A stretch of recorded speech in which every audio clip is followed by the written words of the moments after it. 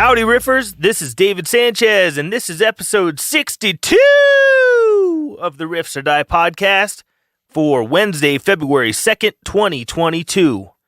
I know that most of you are listening to this right now on Spotify, and I just found out that you can now rate podcasts on Spotify. So if you don't mind, do me a quick favor if you're on Spotify and rate this podcast. Appreciate you guys. I'm pretty stoked. I just got some new stickers in for the Riffs or Die merch store, riffsordie.com. I'm going to be adding in a couple of new stickers into the store next week. I'll probably try to get them up by the weekend. I've got some 4-inch by 4-inch circles that are No Karate in the Pit stickers, and I've also got some 7.5 by 3 3/4 inch stickers of the Think It's Not Illegal Yet. So very appropriate for a bumper sticker. Good size there. Those will be up in the store soon, so make sure you check back. You'll get an update on that if you follow me on Patreon or if you follow me on social media. Now, Patreon people are going to get a discount for everything in the web store. So if you want to be able to get a discount and have access to some bonus content and have the opportunity to hang out with me once a month in real time, go to patreon.com/riffsordie and sign up. If you want access to the live Zoom hangouts, you got to sign up at the $10 level or higher. To everyone that signed up already on Patreon, thank you very, very much. I really appreciate y'all. And to everyone that's going to sign up on Patreon or bought some merch from riffsordie.com or is going to buy some merch from riffsordie.com, thank you very, very much. And keep spreading the word. If you like the podcast, share it with your friends and family. That's the only way this thing is going to grow. Well, it's the best way it's going to grow. I need you. So on this episode, we've got one of the most requested guests of all time on the Riffs or Die podcast. On this episode, I spoke with my good old pal who plays in a band called Exmortus. Of course, I'm talking about Jadran Gonzalez, a.k.a. Conan, the lead shredman, lead vocalist of Exmortus. A lot of people get he and I confused with each other, especially when we're both at NAMM. People are like, hey, dude, you're the guy from Havoc. He's like, no, I play in Exmortus. And same thing happens to me. Dude, you rip. You play in Exmortus. No, I play in Havoc. But that's neither here nor there. Let's dive straight into this interview. In this one, we talk about the new Exmortus album, which is being recorded right now as we speak. Or as I speak. I don't know. Maybe you're talking back to me. I can't hear you. Hello? Hello? Anyway, we get into that, shred talk, fantasy art, his gear that he uses. We talk about the 70,000 tons of metal cruises, and we talk about the Metaverse and the Matrix. So it gets a little interesting here, and for all you gear nerds, fans of Exmortus, I think you guys are going to get a lot out of this episode, especially if you're a guitar player. Quick little side note about the audio of this interview. There was an issue when we were recording with Zoom, and I think I've got it figured out for the future, but you guys will just have to bear with me. The audio quality on this is not quite where I would want it to be, but the information's still there, and I did my best to make it sound presentable and listenable. So, sorry about that, everybody. Just wanted to let you know about that. Fair warning. So without further ado, please welcome my guest for this week, Mr. Jadran Gonzalez, a.k.a. Conan. Hit it. What's up, twin? How's it going? I'm good. I'm really excited that I'm the Colorado winner of the Conan lookalike contest. How were the other contestants? I'm just kidding. They were all really good looking. Yeah, I'm pretty sure you've met many others, right? I've met a handful. I forget what their names were and everything, but they're like randomly everywhere. Is this like a common phenotype around the world, or are we like... I think so. I think God ran out of ideas. How you been, man? It's been a long fucking time. Yeah, I know. I've been all right, though. How about yourself? What's new? Well, I guess not too much. I mean, it sounds stupid, right? Not too much. I'm writing the new album. We're going to record next week, but I say not much because it's been the same fucking process for like 2 years. We were supposed to record like then. But we figured, like, what's the fucking point? We don't know how long this shit's gonna go. I mean, maybe that wasn't the smartest idea. You guys released it. Obviously, you're like, it was already set to release last. That's right. 2020, right? Yeah, May 2020. May. That's right. So, yeah, for us, I mean, I don't know. We're like, well, let's just fucking take a break. Let's write this out. But, you know, it seems like it's never going to end. So we just, fuck it, sat down to it, and we're going to record next week. But other than that, not too much. Just working. That's awesome. You said you're writing to go into the studio next week. How much writing do you still need to do? Well, what's the thing? It never ends, man. It never ends. Like, there's always something, right? There's always something you could do. I mean, of course, I feel very confident with like all the stuff, all the music and lyrics, but there's always something that I could always like tweak or something. Maybe I might be overdoing it. I don't know. I've always been that way with every record. I go in there and I obviously do a lot of last minute shit, but this time we're more prepared, but I still have shit to tweak. I don't know. There's always something, but it's going to be good. It's going to be really good. It's probably our best one yet. Hell yeah. How many songs? We were going to do like a lot, but we're like, let's just keep it 10. Let's keep it 10. Like, why overdo it? 10's a good number. Yeah. It's like a solid number. I mean, any less, people are like, oh, that's it. I don't know. It feels weird if you do too few or too much. Like 10's a good solid number. Yeah, I agree. I think it's good to leave them wanting more. So some of the like classic Metallica albums and stuff are 8 songs. That's fine. And nothing wrong with that. They're also pretty long, right? Especially like Injustice. Right. Like there's a lot of material. So it's not like it's, you feel like you do want more, of course, but you don't feel like cheated or anything listening to that whole album or any of their albums for that matter. But yeah, it's true. Totally true. Well, some people would argue that they feel cheated listening to certain Metallica albums. Yeah, maybe, right? Black Album. But Rain and Blood was only 28 minutes long, I think. Yeah, right. It's like not considered an album because of the runtime or whatever. But yeah, it's one of the best albums ever.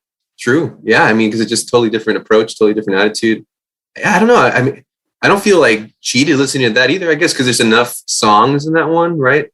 Enough like chapters, even though they're fucking fast and, you know, quick. Yeah, I guess I don't feel that bad listening to that album, but good point. Good point. I don't know. So recently you've been up to a lot of stuff doing Shred Talk. Explain to people that are unfamiliar what's Shred Talk. Yeah, Shred Talk is something me and Alex Lee from Holy Grail and Bond of My Blood. We were doing a Patreon thing at first, and we're like, well, you know, we're not really getting that many subs. Let's try a new outlet instead of IG Live and stuff. Let's go do the Twitch route. I mean, and we know it's for gamers, but we're like, you know what? Let's try doing this for shredders or other guitarists, aspiring guitarists, or musicians in general, because we notice we have a lot of different instrumentalists viewing and subscribing to us. So yeah, we just shred our own tracks, covers, or even like just backing tracks on Twitch. So if anyone's interested in like watching us fuck around, noodle, even try new things like jazz, chord progressions, or whatever the hell you want, we take requests.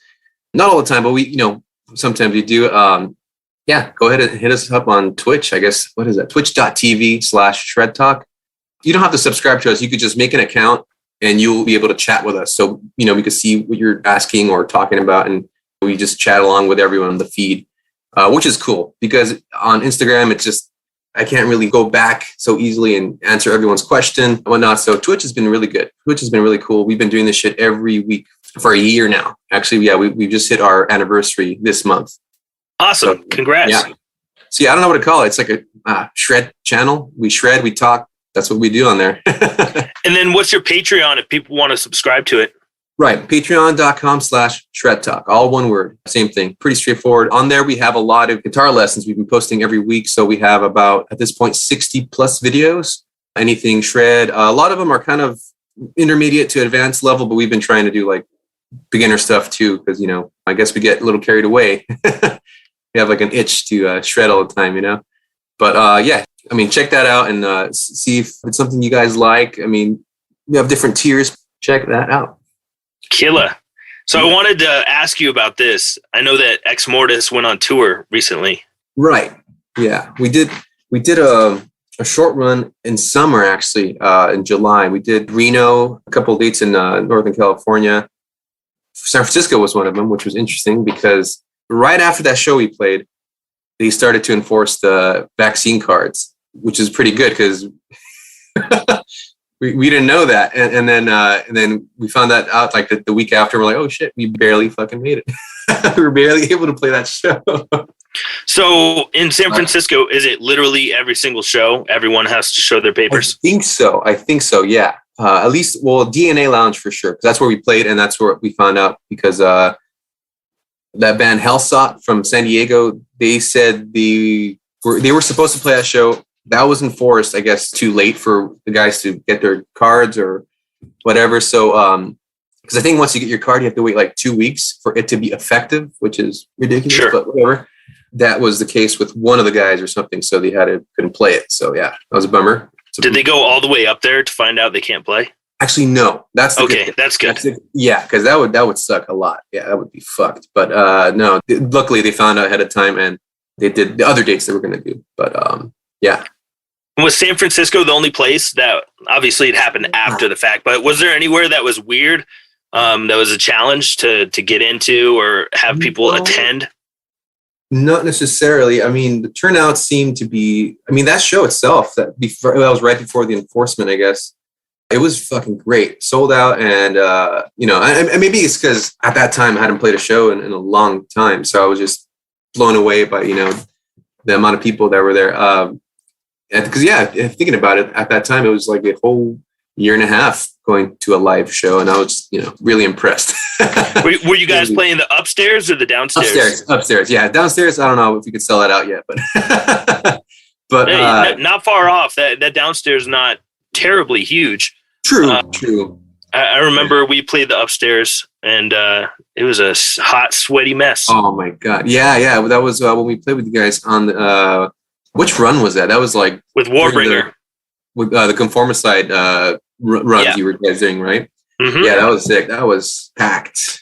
Yeah, they had to turn away dozens of people at the door, and we're all sitting there wondering, like, the downstairs, the bigger venue, it doesn't have a show happening. What the fuck are we doing up here? Yeah, right. Yeah, that night there was nothing going on there. No. When we played this last time, they had booked like a weird rave show down there. It was actually pretty cool. I checked it out later, but but yeah, that made sense. But for the time we played together, that was kind of dumb move. Whatever, they're lost. They could have made more money. And then that tour that you went out on, that we're talking about, who were you guys out with? That was just us. We just did like our own little thing there, just to keep things going. Make some cash, and that was short and sweet. And then after that, we did another run in was it September, I think, or August? Sorry, August with Lich King. By that time, I think some of those, I'm trying to remember if some of them were vax mandatory. I don't think so, because that tour they played San Francisco. They played DNA Lounge, but we skipped out on that because we had already played there. Sure. So yeah, we didn't experience any of that from what I remember. So that was cool. That was really that's good. But after that, we did play LA, which obviously required that. But they didn't do it for the bands. I guess they didn't really care. They're like, I don't care. They're just trying to follow the rules. They're probably just looking at the card. It could be fake. Who knows? But for the bands, they were just kind of like, whatever. Just I spoke with a guy in Denver that co-owns one of the venues here, and he said that they don't check. For the bands, he said that they just ask, and whatever the band says, they just roll with that. Like, all right, you guys don't care about the people that are sweating all over people, taking a sip of water, throwing it on people, yelling in people's faces. Those people don't have to prove shit. It's such a fucking total joke. Yeah, but it's not about safety at all. No. I wanted to ask you, are there any newer bands that you're a fan of? I have a hard time with this question personally because I'm so out of the loop, and so much of the shit that I love is old. Me too. And I feel like a total jerk because it's like, oh, you're not paying attention to the scene around you. But it's kind of hard at the moment. There's no fucking shows going on. But I don't know, man. I think not really. I haven't been checking out music. I'm guilty of that. Yeah. I am too. All I ever check out is shit that people tell me to check out. So I'm not on the hunt for stuff, for new things. I think maybe because I'm so preoccupied with writing my own music, which I'm sure you feel the same way. Maybe that's why we're not really like searching too much. We more or less stumble upon new bands and stuff, or we tour with them or play the show, the openers and stuff. Yeah. But a couple of my friends' bands, like hang out and play video games with, they have some pretty cool bands. Mellow Death, Swedish Mellow Death style, Crusadist from Chicago. They're pretty cool, pretty fucking up and coming, and just pretty sick up and coming band.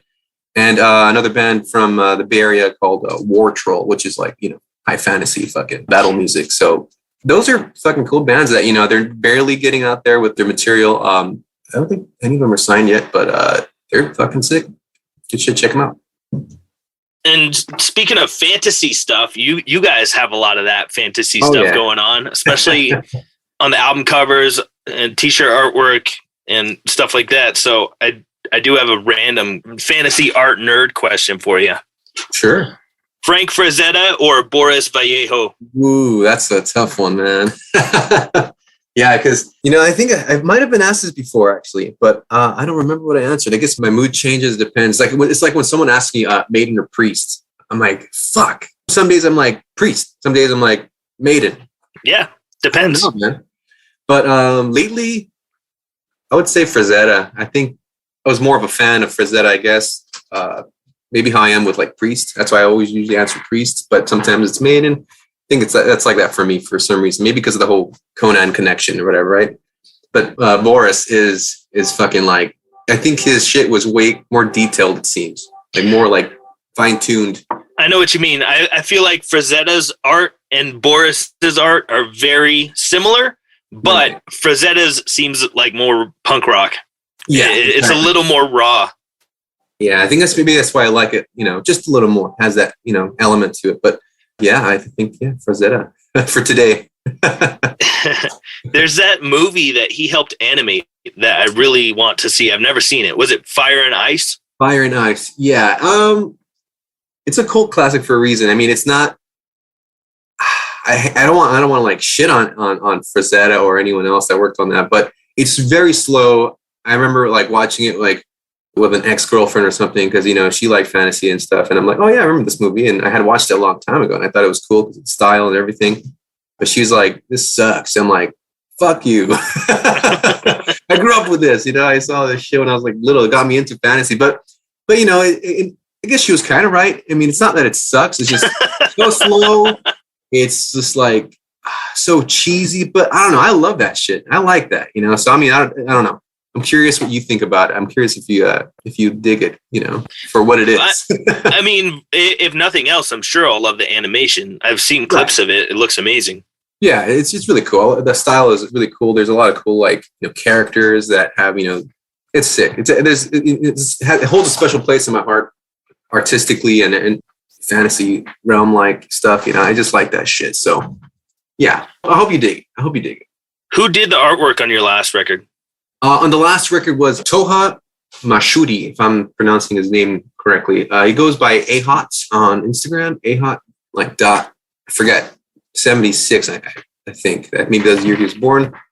He did a lot of our t-shirts as well. He did like our I Have Sauron t-shirt. That is probably our number one seller. He did that one as well, which is also Lord of the Rings inspired. Army of the Dead, whole aesthetic there. It's like, it's pretty obvious, but whatever. We called it Legions of the Undead. And granted, that's not an album, but we just wanted to release something just because, and also to kind of segue into our new album aesthetic, because the ones before, like the prosthetic record releases were all Frazetta style, and it was all the same artist. It was Phil Lavere. How do you say his name? Lavere. I don't know. You're asking the wrong guy. Phil Lavere. The old creator stuff he did. He's probably known for that more than anything else. But yeah, for those, that was very Frazetta style. And the music reflected that a bit, at least the content, like lyric content was very fitting. Then we started to segue towards more like, I guess, darker themes, maybe dark fantasy stuff.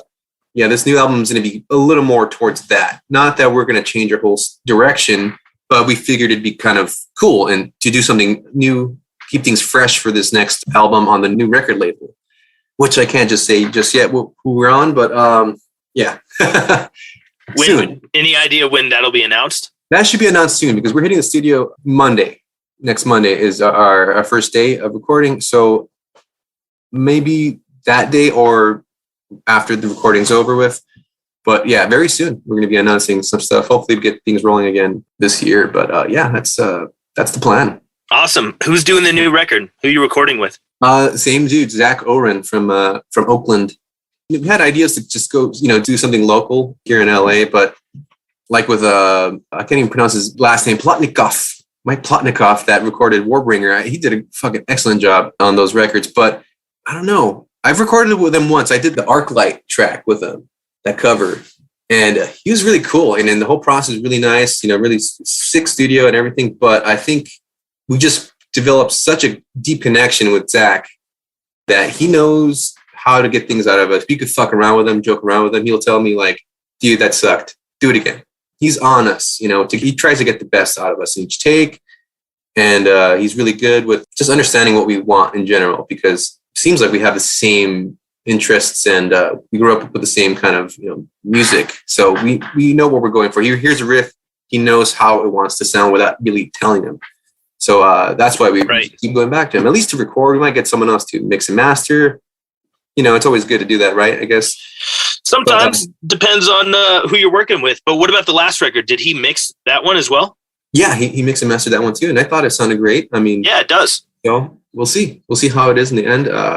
We'll see what the new label wants to do with that. I mean, Prosthetic always wanted to have someone else master it or something, which is, I guess, maybe they could just check it out. I don't know, but yeah, Zach Oren's the man. Always going back to him.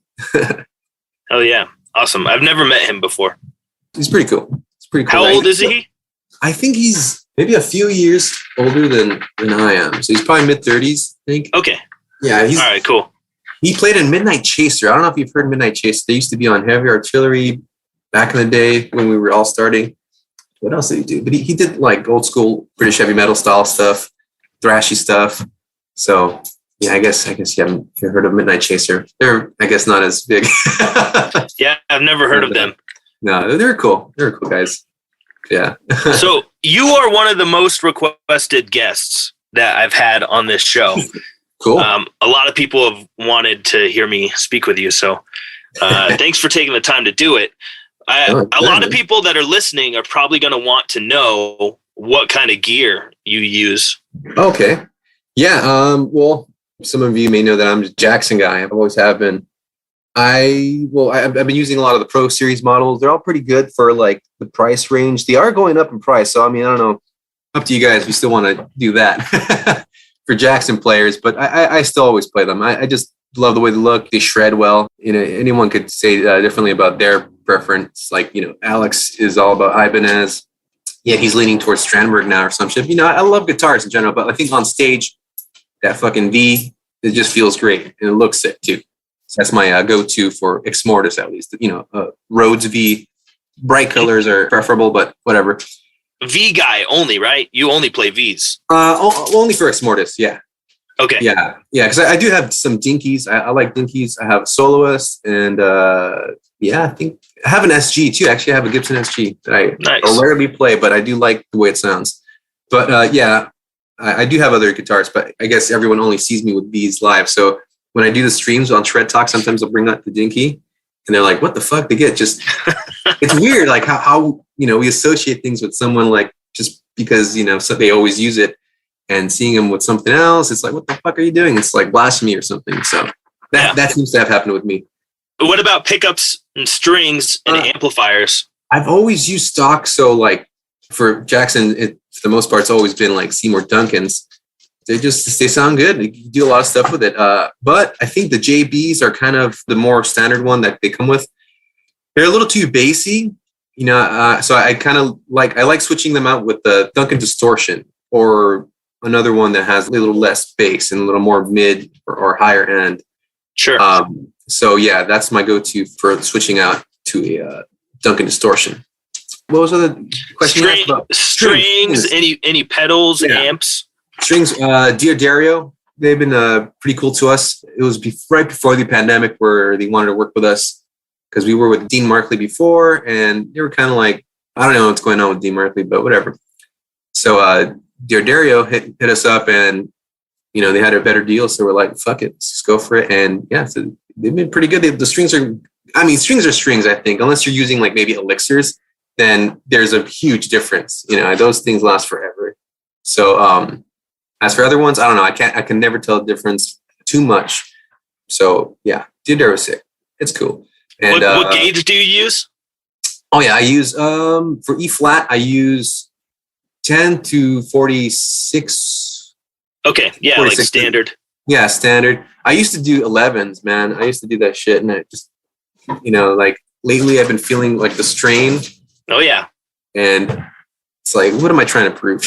I've seen some video shootouts of different string gauges for tone purposes. Right. And I was actually really surprised that some of the lighter string gauges actually sounded chunkier. Right. They showed off like that, I think a 9 to 46 set versus like a 10 to 52. And the 9 to 46 like actually sounded a little bit more clear. I guess maybe with a little bit more metal there on the thicker ones, makes things a little more muddy. But probably. Personally, I like the tension on 10 to 52s. Yeah, they feel pretty good. The feeling is really important to me. That's true. Yeah, because maybe because with a thinner string, they vibrate a little wider, or maybe that's what resonates better. But I did use the 11 through 52 for that feel, because like I could play hard and it won't feel like that's too out of whack, for me. That's exactly it. I pick pretty hard, so the 52 on the bottom makes a big difference. Totally, yeah. So when I play a 46 set, I feel like I'm going to break them. Right. Yeah. So yeah, I did the switch just because my wrist. I'm just like, trying to do these like huge re-scrugs, bends and stuff, and I'm like, I can't do this right now. Like on 11s, yeah. That's brutal. It's kind of gnarly. So yeah, so I did the switch just to be a little more precautious and looking towards my health, I guess. Sure. Yeah, not a bad move. But yeah, that's my go-to for E flat standard tuning. I'd use like just a standard one, 9 through 42, whatever. Yeah, is that the standard one? 9 to 42? I forget. 9 to 42 sounds. I don't know. I'm not sure anymore. Something like that. There's so many different versions of string gauges that all have different weird names. Yeah, but for that, I just stick with the standard, I guess, standard 9s. Any heavier, which I don't usually play in, like D standard or lower for like other projects or stuff. Yeah, I'll use 11s. Because at that point, it's like, that should be fine for most tunings, I guess. Anything lower than E flat. But yeah, that's pretty much it for that. As for amps, I love Marshalls. I think they're I don't know, they're sick. They're pretty clear. I know there's a lot of new things coming out that are like heavy and clear at the same time, but I don't know, I just love that, the old aesthetic, the Marshall sound. It's just sick. And I got my head modded, actually. Got my head modded by Jens Cruz from over here in LA, and he is pretty sick. He modded my amp to have a variac. So I could switch from 100 watt, 50, 25, 10, and 3 watts even. So like I could crank my amp up and just lower the wattage or whatever, the variac, and it'll sound fucking sick titties right there at a lower volume. So, playing live, I'm always told, lower your amp. I'm like, God damn it, because I just got it at that sweet spot where it starts to break up and it just sounds good. Right. But I always lower it down and it's always thin sounding, So yeah, that's useful for that. So he did that for me. And he also, I have a switch in the back to upgrade to a little more, I guess, gain, a little more mids. And also on the clean channel, he made it switch to the brown sound, the old school brown sound, which I think is pretty fucking sweet. I don't think I'm going to use that for Exmortus, but I do have an Ozzy Osbourne cover band I really want to push to be able to play like, all the bars out here. So I think that'll fit very well because it has that classic distortion and tone, like early, like Randy Rhoads tone. So yeah, real grimy and gritty. Right. What kind of head is that you got modded? Oh yeah, I modded my JCM 2000, 100 watt. Okay. Yeah. Those are great. Man, I love that. It's just, that's why I was pretty stoked when we did that European festival. Or not, it was not a festival. I guess it might have been the one in Denmark, when we went with you guys. They had like a whole backline. They had 5150. I think they had a triple rectifier or something, and they had the 2000s there too for us to pick and choose. I was like fucking stoked. Hell yeah, 2000, exactly what I use. Now, is it the DSL or the TSL? DSL. The TSL, the 3-channel. No, 2-channel. DSL. Sorry. Oh, D. Okay, gotcha. Yeah, Okay, cool. Yeah. I've played on the DSLs before and the TSLs. I like the 3-channel a lot. Those things are beasts. I one of my friends had one. Yeah, they sound fucking sick. Hell yeah. I just, I don't know. I've always had DSL. It's like, I don't know. I'll save my money. I'd rather just pick it up. Sure. So what do you use them for a boost when it's solo time? For boosts, I use a Tech 21. I think it's called Tech 21 DLA boost. And what it does, it has delay with the boost. So and it has tap tempo too. So I could tap. Yep. Every song I always start when I'm playing the riff, I'll tap it. And then I hit the boost and it goes up to solo volume with the distortion. I mean, without distortion, sorry, with the delay. Does it have reverb built into it too?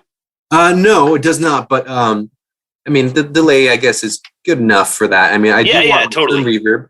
They do have some reverb variations, but only reverb. So at this point, I think I mostly use the delay. I'm still building my pedal board, but a reverb would be a cool addition for a lot of cool, like, softer parts and stuff like that. Yeah. What I also have is obviously the Tube Screamer, the mini one. I don't want a huge board, but or I'm trying not to get too crazy. But for now I'm using the TS9 mini, and then I have a chorus pedal, which is okay. I forgot the company, but it's a cheap little chorus pedal. It's all right. It sounds good with the lead, I guess. But what I really want is a phaser, like the whole EVH phaser. I think it's the MXR, right? Yeah, the orange Phase 90, I think. That's the one I want. I'll get it soon. That one's so sick. But I also use my Shure wireless. I forgot the whole model number and everything, but it's a tuner and wireless built into one. Oh, yes. I know the one you're talking about. It's so fucking good. I mean, it's expensive, but it's so worth it. I don't know. I like these 2-for-1 things, like that delay boost. I love it. I fucking love it. And then this tuner wireless, it's just fucking amazing. Yeah. Being wireless is such a relief once you take that plunge. Right. So nice not having as much stuff to trip on. Oh, dude, I've tripped. Oh man, one time I tripped. Well, I was pretty drunk on stage. And I did something and I tripped on my cable and I rolled a certain way. I was like, oh my God, here it is, breaking my fucking V in half probably. Like, it was so slow motion for me when it happened. It was pretty funny. But I flipped and I got up just fine. I was surprised that I was able to maneuver that. Guitar didn't break? No, I didn't land on it. I landed on my body and I kind of rolled right up, And the first row was they're cracking up. It was great. So it was unfortunate the rest couldn't really see because it was like a low stage. But I'm surprised I did that, whilst drunk. Maybe that's why it happened, right? Because I was kind of loosey-goosey, so fucking... Yeah, you're definitely upping the odds of you falling over when you're drunk. Yeah, so yeah. Ever since then, I'm like, no, it's got to be wireless now. Fuck this. I mean, maybe not get so hammered either. That'll help too. Yeah, that definitely help. So when you're running your Tube Screamer, is that on the entire time when you're on distortion channels? Yeah, I'll do that for, especially Exmortus. We don't have too many clean parts or softer, lower dynamics spots in our songs. But when they do happen, I'll just simply turn it off and lower my volume, and it sounds pretty clean, especially like on the Marshall. It comes through like as a pretty clean sound. Sure. So that's my technique for that switch. But I don't change the channels on my head either. I just use the dirty one the whole way. But for the new Exmortus stuff, we have some more like dynamic stuff coming up, like acoustic parts and shit. So still deciding on whether we play them or we have a track behind, introducing the song. Still deciding. If it's just an intro, I think doing a track makes things quite easy. But if it's in the middle of the song, then you got a different problem. Yeah, you got to do it. Yeah. Good point. Yeah. So when you step on your lead boost / delay pedal, is that thing running in front of the amp or is it in the effects loop? That's in the effects loop. Okay. Yeah. That's what I would have figured. Just clarifying for anyone listening that's trying to figure out how to do this. Right. Yeah. So I run that through the effects loop because I think I've tried it through the front. All it's going to do is give more gain. And it's just not something. It's not what you wanted it to do. Yeah, it's just going to make the distortion more saturated. It's not actually going to boost the volume. Yeah, it's pretty terrible. But I mean, the one you want to run to the front is like the Tube Screamer or any other overdrive. Sure. I've heard say, surprisingly enough, the distortion pedal, the infamous one, the Black Boss one, the fucking the HM2. Yeah, that one it sounds pretty good if you put that through the effects loop. Actually, I've heard what's his name, Ola England. He did that, and it sounds fucking amazing. I'm like, no fucking way. I used it wrong this whole time back when I was like a little kid when I got it. No wonder I sounded like shit. I have one of those. I found one on Craigslist or Facebook Marketplace a few years back, and dude was selling it. It's a made in Japan one, and I was like, he lived like 4 hours away, but he was like, I'm actually coming toward Denver. If you want to meet me, like, an hour away from where you live, you can come get it. I was like, fuck yes. Sign me up. Hell yeah. So have you been messing around with it for like? It's really fun to play with. It's a one trick pony. You can't do a whole lot of dynamic stuff with it, but we used it a little bit on the last Havoc record. There's a couple parts on the last Havoc album where the left and right main guitar rhythm tracks were just kind of the same tone throughout the record. But whenever there would be a third track or, possibly 4 tracks, we would add in other flavors. So we would add in a different amp kind, a different overdrive pedal or whatever. And there's a couple spots on that record where we used the HM2 just to thicken it up and give it a little hint of that flavor. Right. That's smart. Yeah, that's great. So you could separate everything more easily, or at least make it easier for the engineer, right? Which is you, right? Well, it wasn't me. The last 2 records. Yeah, we did the last one with Mark Lewis. He's done a bunch of stuff with. He used to work with Jason Sukov at Audio Hammer Studios, but he's done a bunch of stuff with Whitechapel and Cannibal Corpse, Deicide. I think he's done stuff with Trivium and a whole bunch of bands. Oh shit! Fuck yeah! Good shit.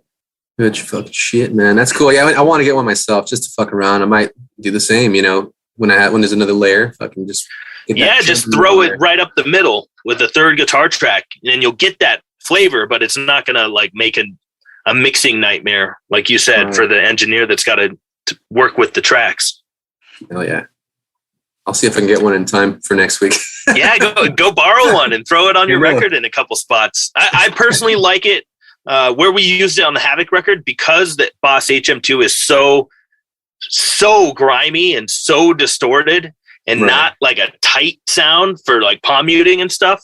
Mm-hmm. Like galloping palm muted riffs just don't translate very well on it. So when we did use it, we used it on big, like long chords. Nice. Yeah. Okay. Yeah. We have some spot for that. So maybe I should get one in time. Yeah. And just throw it right up the gut, dude. The third rhythm track. Just throw it right down the middle. Hell yeah. Take your word for it, man. Fuck yeah. It's a good trick. It's fun. I love that sound, but I'm not trying to make that the sound of an entire song's guitars. You're not going to tour with that, in other words. Right. Right. If we did play with that tone for an entire song, it would have to be like a pretty punk rock song with not a lot of palm muting. Right. Totally. It won't be as articulate. You won't hear all the quick picking that you guys do. It'll be lost. Yeah, exactly. It would either have to be a punk rock song or a Doom song, and Havoc is basically like an anti-Doom band. True. When people ask what kind of metal it is, we could just say the opposite of Doom. Yeah, not Doom. Not at all. I don't mind some of that stuff, but true. That's the total opposite of what Havoc sounds like when it comes to metal. Yeah, and same with Exmortus. You guys have a ton of fast stuff, and it's got a lot of notes going on. You guys don't do any of the stuff where you're playing 7 different notes in the entire 8-minute song. Exactly. Yeah, we're more maximalists than minimalists. Yeah, that's a good way to put it. Yeah. So that. Too many notes. yeah, the Amadeus. was it in Amadeus? Yeah. Too many notes. Do you guys have that shirt or sticker or something? No, but we probably should. You know, I know we were thinking about it. I don't know why the fuck we haven't done that, but that's a great idea. Yeah. Yeah, you need that shirt. Hell yeah. With pink-haired Wolfgang. Oh yeah, the pink-haired that one's my favorite one. Big wig. Hell yeah. So this new record is going to be done. What do you think? By the end of February, you'll be done recording? No, we're gonna do a week and a half. Week and a half of that. That's going to be quick. I'm tracking a lot of the guitars right now, just to. I mean, I might have to redo some stuff, but I'm just gonna have all these DIs for him to work with and reamp. Oh, nice. Okay, brilliant. So it'll really make it easier for us. So we could just focus on drums and vocals primarily. Smart. Cody, he wants to do the bass over there. He's been, I've been tracking him too, but he's also like, I guess, changing it up every time. He wants to like really feel it out, and I don't know. Like I was saying, like we were just like, that sounds good, but I want to do this now.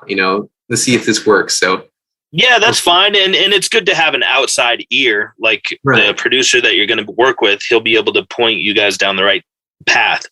Yeah, absolutely. Yeah, he's done that for us many times. It's like, no, you know what? What if you just did it this way? And we do it, and it's like that actually is better because he has a really good ear and he has a lot of experience. So yeah, we trust his judgment. So yeah. Yeah, that's part of what you're paying for when you're working with someone like that, is not just for them to twiddle the knobs and hit record, but and do the editing or whatever. But you're largely asking for their input, their opinion on stuff, because we get so close. We get so close to this stuff that we don't have a proper outside objective perspective on it anymore.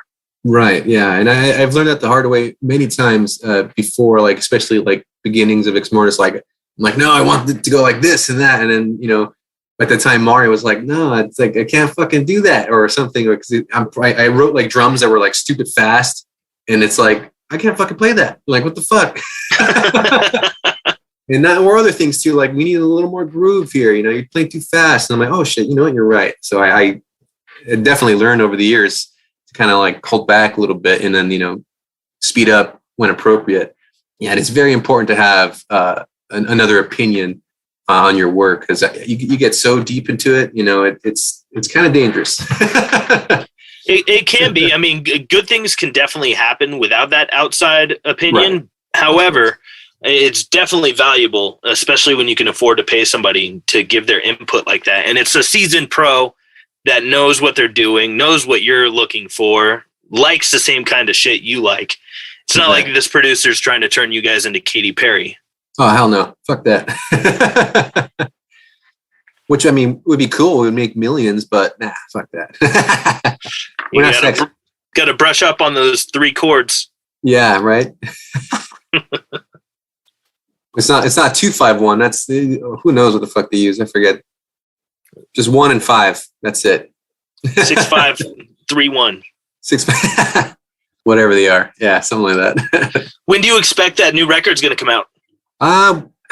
Most likely summer, maybe late summer, being realistic, because we'll be done February. Mixing and mastering should be done before the end of the month. So yeah, given that time, it was usually between 4 or 6 months, right, for production. Yeah, hopefully not too late, somewhere in the middle of the year. Hopefully by then, I don't know, being a little too hopeful about the whole pandemic stuff and restrictions. But yeah, once it comes out, we do want to just hit it hard, as if nothing ever happened. But that's kind of hard to assume. It's not up to you. Yeah, exactly. So, we're just kind of like, yeah, fuck it, hoping. Yeah. We'll have to hit the road again together one of these days. Oh man. Yeah, dude, it's been too long. And yeah. And I'm pretty sure you're dying to play, right? When's the last show you played? We last played at the very beginning of 2020. We played the 70,000 Tons of Metal cruise, and that was it. Right. Damn. Goddamn. Yeah, that was a while back. Yeah. How was that one? How was that one? It was fucking sick, right? Yeah, it was super fun. It's fucking, yeah. Really good time. Exodus played all of Bonded by Blood, start to finish. Damn, no way. They did that because you played twice. So did they play that twice, or just one of the sets was the entire? No, they played their first set, just a bunch of like normal, like a normal show, and then the second set they played all of Bonded. That's fucking cool. That's really cool. That's pretty sweet. Yeah, it was way cool. Got to see Michael Schenker play a bunch of old UFO stuff. Oh yeah, no, I don't know that. He was on the ship. What? Yeah. There was actually a time on his outdoor set where the wind was so brutal it fucking knocked over the full stacks behind him. Dude, the wind was gnarly. It was bad. They had to like put the amps back together and then like just hold off on anyone performing for a couple hours because the wind and rain was so insane. Jeez. Yeah, that was a good time. But it was cool. We eventually got to see him. But there was a ton of good bands that played that thing. Uh-huh. Yeah, those are a blast. If you guys ever get the chance to do one of those, definitely do it. Because we did do that. We did. Oh, you did? I think it was the year before. I fucking don't remember. 2018 or 20. I think it was 2019. We did 2019. Awesome. That was really fucking fun for us. Yeah, totally. We played at 5 a.m. for one of the sets. It was really like the last band. But there was still people over there. There's still people there. Dude, it doesn't matter here, and I love that. That's why I want to do it every chance I can. That shit's so fucking fun. Yeah, super fun. Free food. Everybody's on the boat, so like the rock stars, so to speak, can't like run off and I know just they're like forced to talk to you. You can fanboy out on them. Yeah, you can corner them and threaten them. Give your money. Who were some of the highlights on that one that you played? Well, for sure, because we're pretty buddy with Obituary. That or at least they took us in. They're like our uncles to us. Yeah, we hung out with them. They had a sick ass set on the top deck. Yep. And Kenny was like in a floaty like pretty much the whole time, and then they're like throwing the beach balls around it. It was really cool with those guys because they're just slamming, just fucking heavy fucking riffs, and I was already wasted, so I was having a great time, and that was really cool for us. Yeah, Accept was cool. Oh, dude, Accept is fucking amazing live. Because I had never seen him live before, and I was like, fucking, this is my chance, and boom, it was awesome, pure magic, man. Yeah, they blew me away. The first time I ever saw Accept, I think I may have only seen them the one time, but when I saw them, they completely blew my mind. I've never seen a band sound that good that's not pushing air on stage. They did not have any air going through cabinets. Everything was just direct from like Kempers or Axe Effects, and it sounded incredible. And they were so fucking tight and so heavy. It was incredible. That's like one of the top 10 best things I've ever seen live. Yeah, it was fucking sick, man. I was really wasted too. Maybe that's why it was even more enhanced, but it was fucking sick. Yeah, I didn't realize that they just used Kempfers. It's interesting. Holy shit. Yeah, they don't use cabinets at all. They're not pushing any air on stage. Interesting. That's fucking cool. Man. Yeah, it sounded great. Often that backfires because the front of house guy is like not compensating for that correctly. Like I've seen other bands that didn't push air live, and so the only thing that was real loud on stage was drum set. I don't know, something goes on where the engineer who's mixing, doing front of house, doesn't do the things that I would do or some other people would do, and it's missing something. It sounds really strange, but Accept was the first time I ever heard a band not pushing air that sounded absolutely incredible. When I discovered that they weren't pushing air on stage, my mind was blown. Like, what the fuck? That just sounded so good. One thing that they may do that a lot of bands probably don't do, they may have taken the floor monitors because they're all on in-ears in that band. Okay. Yeah. They may have taken the floor monitors and turned them around and turned them into like front fills. Interesting. Which that could explain why it sounded so great and like they were pushing air on stage. That's an excellent technique. That's really cool. Yeah, because Yeah, I'm sure they all have in-ears, so they're going to be on time no matter what. But that's really cool. That's interesting. Yeah, I don't know. I didn't pay attention to like their setup exactly. So yeah, that's interesting.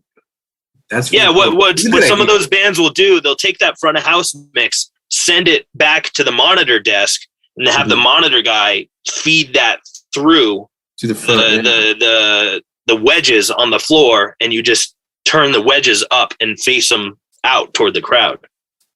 So that no matter where you're standing in the crowd, you're hearing the full mix. Because that's one thing that sucks about being front row center at a show. The PA is like most of the time behind you and very far away. So you really don't hear the mix at all. You're mostly just hearing stage volume. Exactly. So that's a good trick to, kind of fix that. Yeah. I mean, I don't see Exmortus doing that in the foreseeable future, but that is really interesting. I never knew about that. That's cool. We might do that. We'll see. Maybe like 10 years down the line when we want to start traveling light, Yeah, and you'll travel so light, you'll just play shows in the Metaverse. Exactly. There you go. That's right. That's the new thing, right? That's the new. Gotta start making some NFTs and stuff. Yeah, I mean, the NFT thing is very interesting. The Metaverse thing makes me sick. Yeah, I know. I don't know, man. It's so weird. It's like, it's not real though. I mean, but I guess video games aren't real. I like video games, like movies, like, reading books, but I guess it's just a different concept. And I can't really wrap my head around it just yet. So yeah, we'll see how things go for that. I mean, I don't know. The world's changing pretty fucking quickly, it seems. I don't know what the fuck. Yeah, eventually this Metaverse thing is going to turn into something just like the Matrix, where the Metaverse stuff will be indistinguishable. Maybe it won't be Metaverse. Maybe it'll be some other company or whatever. But think about it. Like 100 years from now, they'll be able to make that shit almost indistinguishable from real life. Right. They'll hook you up to a IV bag. They'll feed you and put water in you, and you'll have a colostomy bag to take all your shit out. Just like in the Matrix, they've got the feeding tubes hooked up to them, and the machines are using the human electricity to run the machines. Crazy. That shit is not that far off from what could happen. Yeah, this seems like it's maybe not the absolute beginning, but it seems like we're starting to see that a lot more as a real reality of our dark future. It's pretty scary. To say the least. Yeah, there'll be some of us though that would rather just live in the real world and remain free range and absolutely, looking at the sky and the stars and breathing air. Yeah, the real sky, real air, real like that stuff. Yeah, it's great. Yeah, life is great. Absolutely, totally. Yeah, there's tons to be grateful for. I mean, there's a lot of shit in this world that sucks, but there's a lot of stuff that's really, really great. Oh yeah, and it's like a lot of the small things, at least for me. I'm assuming a lot of you too. It's little things that really count. Yep. You can even like taking a walk, looking at the sky. Well, maybe not in LA. We have a lot of smog, but going somewhere on a nice trail, maybe in Colorado because it's fucking beautiful out there. Yeah, that's beautiful. I like that. you guys have the ocean. Yeah, maybe there's a bunch of face diapers swimming around out there, but yeah, that's true. A lot of shit on the street. Yeah. And you're still out in San Fernando Valley, right? No, I'm in. I actually moved to Hollywood, not for any particular rock star reason, but there was a place that was in between mine and my girlfriend's work. So we're like, let's just move here, I guess, Hollywood, and in this area. So we started looking out for places, and we found a good spot that was pretty cheap. And I was like, fucking surprised it's in Hollywood, but cool. So now we're in Hollywood. I never thought I'd live in Hollywood. I just spoke with a buddy the other day who lives in Hollywood. He said it's like a freak show. He said it's like a cartoon. Yeah, it kind of is. Dude, yeah, like I'm like not far off Sunset, and like just going to do stuff like random weird people on the streets. It's kind of like, it's like I want to be Vegas, I guess. Want to be Fremont Strip. Except on the Fremont, a lot of it's actually kind of cool. Over here, it's not. Unless you're like deep into Hollywood where you have the actual like on the strip, like on Hollywood, I guess. Then I guess it's not. It's like a little more like Vegas, but I don't know. It's all weird. I don't know. It's whatever. We don't call it Holly weird for nothing. Exactly. Holly weird indeed. Well, I got one last question for you. We could wrap this thing up. For sure. So this is the one I gave you a little bit advance notice on. I wish I would have remembered to give you more advance notice because it's a hefty question that sometimes people need more time to answer. Yeah, I'm like, what? Well, here's the thing. With this, it doesn't have to be immaculately profound. No, of course not. But if you could give one piece of advice to future generations, what would you want to tell them? Yeah, man, I don't know. For me, I think because especially during this pandemic, when it happened, we had a tour lined up. Obviously, couldn't do it, and almost immediately, I was surprised. I was like, oh, whatever, it'll be fine. Just fucking the no tours blues came in, and I'm like, just fucking depressed. I'm just working, only working. No, there's nothing to look forward to. So. I mean, having gone through that, I'm like, well, that's just me. I don't have to feel that way. I don't have to let that prevent me having a good time doing what I want to do. So I would say, I guess, to anyone really, to today and future generations, it's like you are your worst enemy. Don't allow yourself to be that way. Do stuff. Go for it. Don't doubt yourself. Just fucking do shit. Do with what you can do. You have the power to do whatever you can do. So go ahead and do it. The pandemic, you can't really control a lot of the things going on, but there's a lot that you can control. So go on with that. I believe you said something, you posted similar things before, and I totally agree with that. So, don't allow yourself to fall in that hole, man. And if you do, just keep getting up, do something, Love it. Yeah. Life is beautiful. So go find that beauty, 100%. Yeah. What you just explained is essentially Stoic philosophy in a nutshell. Take inventory of the stuff that you can control and the things you can't control. The stuff you can't control, let it go, and the stuff you can control, do your best. Yeah, man, because it fucking just drive you mad. I've been there. So yeah, it's not worth it. It's not worth it, man. I love it. All that can you be? Army. Whatever that commercial is. Yeah. Yeah, what you said though is beautiful. It's a good message for people to hear. Awesome. At least I came up with something, right? Yes, you did. I appreciate it. I believe it. I believe it. I was a little depressed at the beginning of it. I allowed it to get the best of me, and I'm like just moping around all the fucking time. I for that time I didn't play guitar for like a month. I think it was like I forget how deep in the pandemic whenever it started, but it was like about a month I didn't play. I was like not inspired, but it's because I let it happen. I allowed outside forces prevent me from doing what I always do.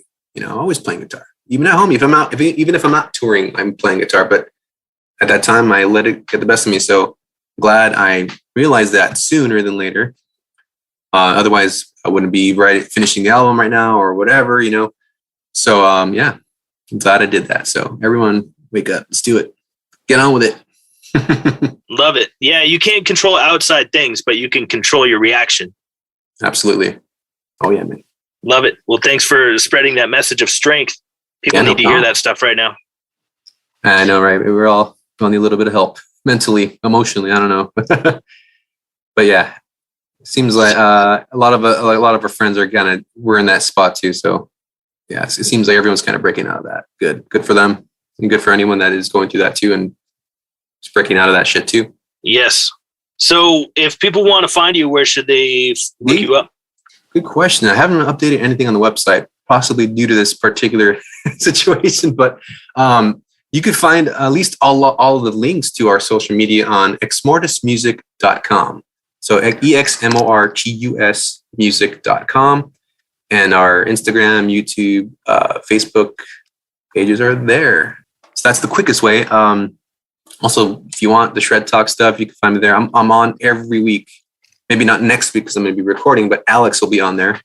He'll be holding the fort by himself. So yeah, check us out on Shred Talk. Anything. Patreon.com/Shred Talk.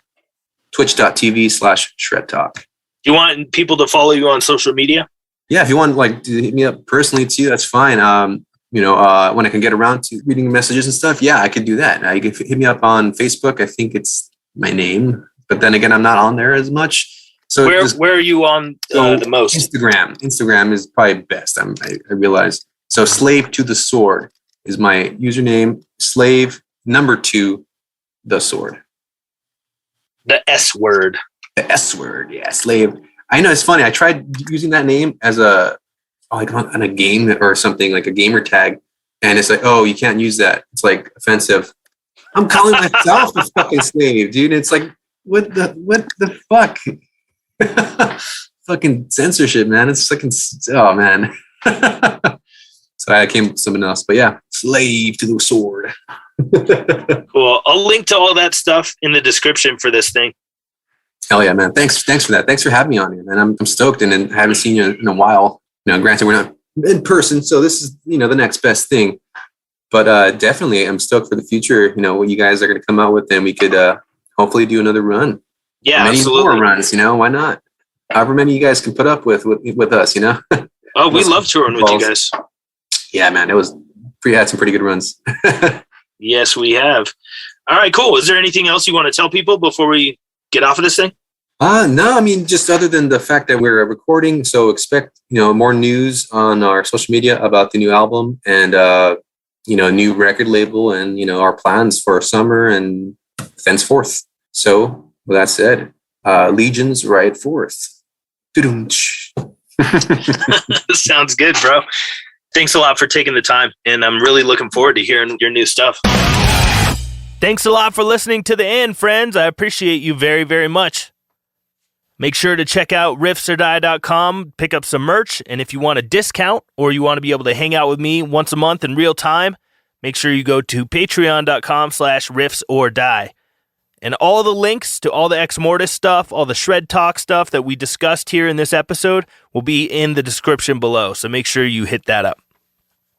I don't have any guests lined up for the next episode, so it'll probably just be another solo podcast, but there is no shortage of things to talk about. Lots of stuff going on, and I look forward to speaking with you all again very soon. Music recommendation for this week is, of course, Exmortus. Go listen to their whole entire discography. Super shred, too many notes, as they put it in their own words. It's too many notes in a good way. Take care of yourselves and each other, friends.